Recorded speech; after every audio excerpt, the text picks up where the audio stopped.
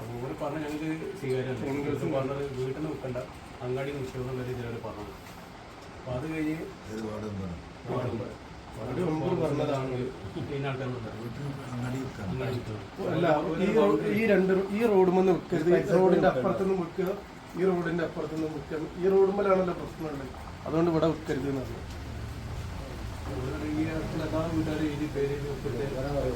ഒരു മെമ്പർ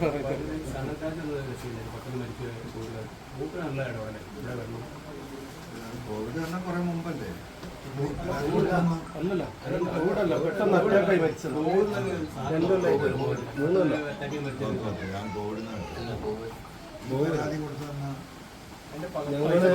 2022 ഡിസംബറിൽ.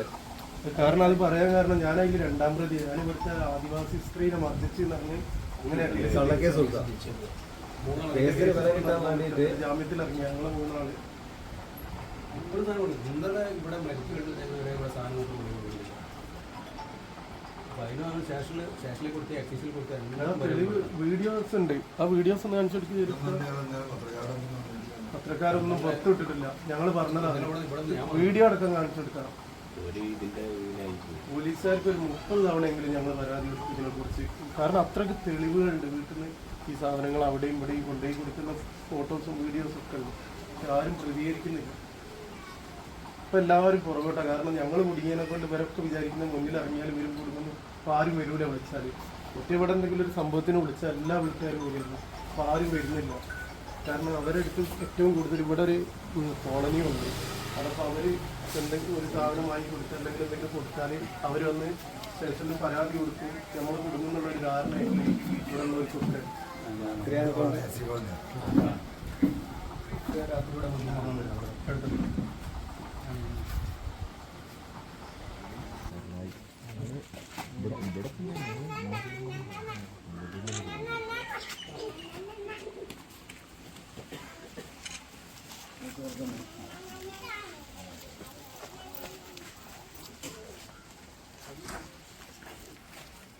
പൊതുവായിട്ടുള്ള ഈ പ്രശ്നം നമ്മളിപ്പോൾ എങ്ങനെ എന്താ ചെയ്യാൻ കഴിയാറ്?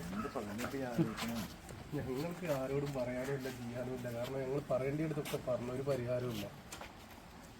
ജനങ്ങൾ നിസ്സഹായരാവാണ്. അതാണ് ഇതിനെ നിലപാട് സ്വീകരിക്കേണ്ട ഗവൺമെൻറ് ഈ രീതിയിലായി കഴിഞ്ഞാൽ ഇതാണ് അരാജകത്വം എന്ന് പറയുന്നത്. ആരത് ചെയ്യേണ്ടത് ഗവൺമെൻറ്റാണ്. ഗവൺമെൻറ് ആരെക്കൊണ്ടാണ് ചെയ്യേണ്ട ഈ പോലീസും എക്സൈസുമാണ്. അവരുടെ നിലപാടാണല്ലോ ഇപ്പോൾ നിങ്ങൾ ഈ പറയുന്നത്. അപ്പോൾ അവരെ കൊണ്ടത് ചെയ്യിക്കാൻ ഒരു സർക്കാരിന് കഴിയാതെ വരുമ്പോൾ, അല്ലെങ്കിൽ സർക്കാർ അതിൻ്റെ ഭാഗമായി നിൽക്കുകയാണ്. ഇപ്പോൾ അങ്ങനെ വരുമ്പം ഏഷ്യാനെറ്റിൽ കേട്ട വാർത്ത ഇപ്പോൾ ഇവിടെ തന്നെ ഞങ്ങൾ ഈ ചുറ്റുപാട് ഇവിടെ നിങ്ങളൊരു ജനകീയ സമിതിയും പ്രതിരോധ സമിതിയൊക്കെ ഉണ്ടാക്കിയിട്ട് അവരെ ആക്രമിക്കുന്നത്, അവരെ അടിവാരുന്നത്, അവരെ ഭീഷണിപ്പെടുത്തുന്നത്.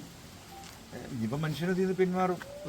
അതാണ് ഓരോരുത്തരും ഓരോരുത്തരായിട്ട് ഇത് പിന്മാറും. അപ്പം അതിന് എല്ലാം വഴിവെച്ച് കൊടുക്കുന്നത് ഗവൺമെൻറ്റിൻ്റെ ഈ നിലപാടാണ്. അതാണ് ഇതിൻ്റെ അടിസ്ഥാനപരമായ പ്രശ്നം. നിങ്ങളിപ്പോൾ ചോദിക്കുക ഞങ്ങളെന്താ ചെയ്യുന്നത്? ജനങ്ങൾ ഈ ചോദ്യം. പള്ളിപ്പറമ്പിൽ ഒരു വണ്ടി കൊണ്ടുപോയിട്ടിട്ട് 10 ദിവസമായി. പോലീസിനെ വിളിച്ചിട്ട് ഒരു അറിയും വണ്ടിയില്ല, അല്ലെങ്കിൽ മറ്റോരെ വിളിക്കട്ടെ എന്ന് പറഞ്ഞു. 10 ദിവസമായി ഇവിടെ പള്ളിപ്പറമ്പിൽ ഒരു വണ്ടി. അപ്പോൾ ആരും വന്ന് നോക്കിയിട്ടില്ല എത്ര ദിവസം വിളിച്ചിട്ട്.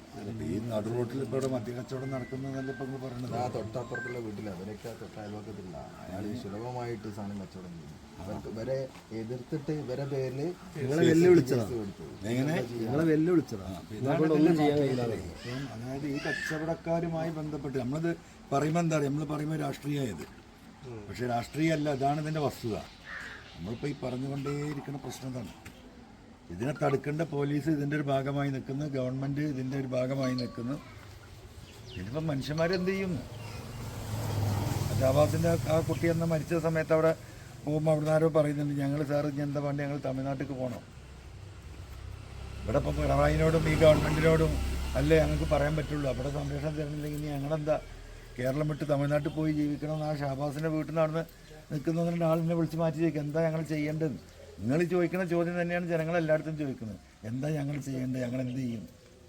അതിന് ഉത്തരം പറയേണ്ട ഗവൺമെൻറ്റിനാണ്. യാതൊരു മറുപടിയില്ല. നമുക്ക് എന്ത് ചെയ്യാൻ പറ്റും? നമ്മൾ കൃത്യമായി ഇടപെടാം. ഒരു സംവിധാനം ഉണ്ടാക്കാം.